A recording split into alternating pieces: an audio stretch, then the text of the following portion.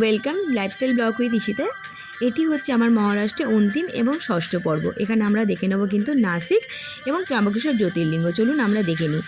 মহারাষ্ট্রের পঞ্চম পর্বে আমি কিন্তু ছিলাম শিরিডিতে, এবং শিরিডি বাস স্ট্যান্ড থেকে এমএসটিসি বাসে করে আমি চলে এসেছিলাম নাসিকে। মাথাপিছু ভাড়া নিয়েছিল 75 টাকা এবং 83 কিলোমিটার, সময় লেগেছিল 3 ঘন্টা। এবং নাসিক থেকেও কিন্তু ত্র্যম্বকেশ্বর 33 কিলোমিটার এবং মাথাপিছু ভাড়া পড়েছে 25 টাকা করে, সময় লেগেছে 1 ঘন্টা। চলে এসেছি ত্র্যম্বকেশ্বর মন্দির। আর কেউ যদি ট্রেন পথে আসতে চান, ত্র্যম্বকেশ্বর মন্দিরের কাছাকাছি স্টেশন কিন্তু নাসিক রোড। আপনারা সব জায়গা থেকে কিন্তু নাসিক রোডের জন্য ট্রেন নাও পেতে পারেন, তাই আপনারা কিন্তু মুম্বাই সেন্ট্রাল বা পুনে জাংশন থেকেও কিন্তু আপনারা চলে আসতে পারেন নাসিকে, এবং সেখান থেকে প্রাইভেট কারে করে আপনারা চলে আসতে পারেন কিন্তু ত্র্যম্বকেশ্বর জ্যোতির্লিঙ্গে। খুব সকাল সকাল কিন্তু মহাদেবের নাম নিয়ে দাঁড়িয়ে পড়েছিলাম দর্শনের লাইনে। খুব সকাল সকাল না আসলে কিন্তু এই মন্দিরে অনেক ভিড় হয়ে যায়। আর তাছাড়াও এই মন্দিরে কালসর্পদোষ, পিতৃদোষ এগুলো কাটানোর পুজো হয়। পৌঁছে গেছি গর্ভগৃহেতে।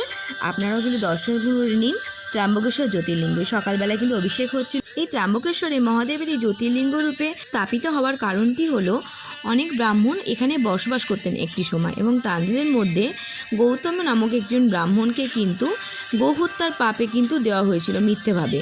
তো এই গোহত্যার পাপ থেকে মুক্তি পাওয়ার জন্য বাকি ব্রাহ্মণরা বলেছিলেন তাকে 3 বার পৃথিবী পরিক্রমা করতে হবে, 1 মাস ব্রত রাখতে হবে এবং 100 বার ব্রহ্মগিরি পর্বত প্রদক্ষিণ করতে হবে।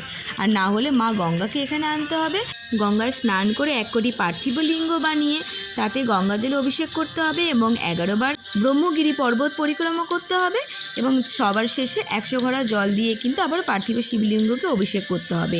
ঋষি কিন্তু তাই করেছিলেন, এবং তারপরে কিন্তু মহাদেব তাকে দর্শন দিয়ে বর চাইতে বলেন। তখন তিনি গোহত্যার এই পাপ থেকে তিনি মুক্তি চান, কিন্তু মহাদেব বলেন যে তিনি গোহত্যা করেননি, তাকে শুধু শুধু এটা অপমানিত করা হয়েছে, বরং যারা অপমান করা হয়েছে তাদেরকে তিনি শাস্তি দেবেন। গৌতম ঋষি জানান তাদের এই অপমানের কারণে কিন্তু আজকে তিনি মহাদেবের দর্শন পেয়েছেন, এবং মহাদেব যেন তাদের উপর রুষ্ট না হয়ে থাকেন এবং এখানে জ্যোতির্লিঙ্গ স্বরূপে যেন বিরাজমান হন। আমার তো দর্শন হয়ে গেছে, আপনারাও কিন্তু মহারাষ্ট্রে আসলে অবশ্যই কিন্তু এখানে ভিজিট করবেন। এবং আমি ত্র্যম্বকেশ্বর মন্দির থেকে চলে গেছিলাম নাসিকে। মহারাষ্ট্র গভর্নমেন্ট বাসে মাথাপিছু লেগেছিল কিন্তু 20 টাকা এবং সময় লেগেছিল 1 ঘন্টা। প্রথমে আমি চলে গেছিলাম নাসিকের কালারাম মন্দিরে, এবং তারপরে আমি চলে গেছিলাম পঞ্চবটি, যেখানে মা সীতাকে রাখা হয়েছিল, এবং তারপরে আমি চলে গেছিলাম কপিলেশ্বর মহাদেব টেম্পল।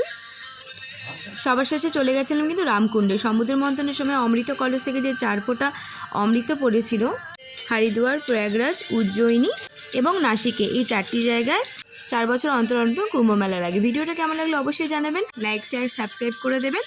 দেখা হবে পরের পর্বে। হর হর মহাদেব।